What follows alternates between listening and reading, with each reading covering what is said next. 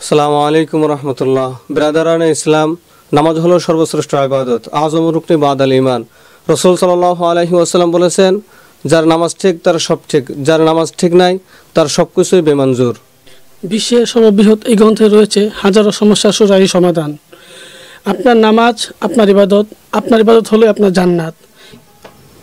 আপনার নামাজ আপনার ইবাদত, আপনার ইবাদতই আপনার জান্নাত।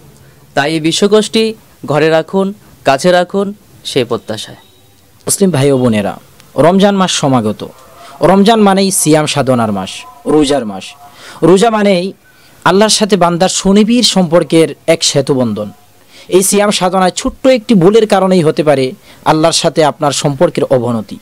সুতরাং এই বিশ্বকোষটিতে রয়েছে আপনার হাজারো প্রশ্নের হাজারো সমাধান। তাই এই বিশ্বকোষটি আপনার কাছে রাখুন।